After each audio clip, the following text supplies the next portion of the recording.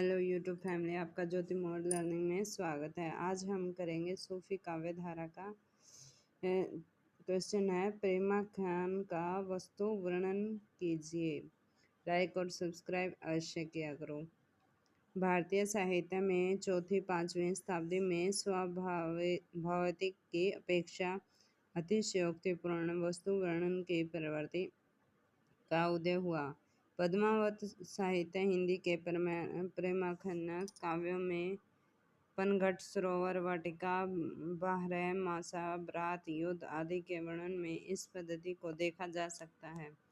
कुछ स्थलों पर ऐसे वर्णन को काव्य के प्रवाह में गतिरोध उत्पन्न करने वाला माना गया है।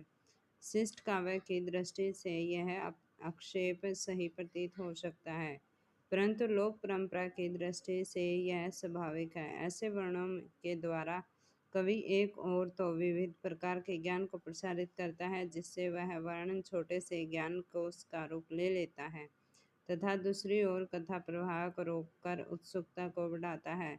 ये विवरण अर्धालियों के रूप में दिए गए हैं और प्राय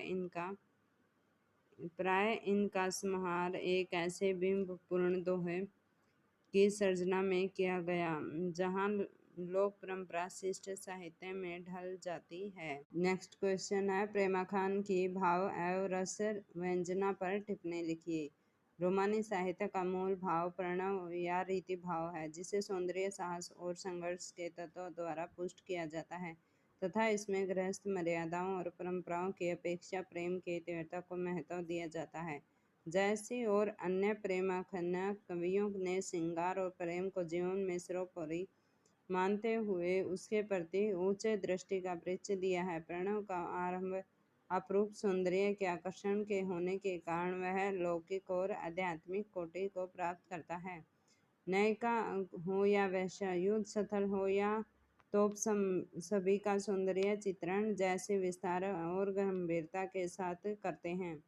नायक का संघर्ष प्रणव को उदात्त बनाता है और वह क्रमशः वासना, स्वार्थ और अहंकार के से ऊपर उठता है। कुछ सत्रों पर प्रेम और काम को एक ही मान लिया जाता है, जैसे का नायक रतन सेन, जहाँ आरंभ में शुद्ध प्रेम में भरा दिखाई देता, वही नायिका पद्मावती पत्नी यौन और कामुकता के भावों से भरी दिखाई देती है और अपने अंतरंग मित्र तोते से उपयुक्त वर खोजने के लिए कहती है, जो उसने तन मन के प्यास को बुझा सके। विरह के क्षेत्र में कोई भावनात्मक अनुभूति का सहारा लिया है। कहीं कहीं विरह वर्णन के अति पूर्ण हो गया है। रक्त के आंसुओं का घृणा, मांस का घृणा,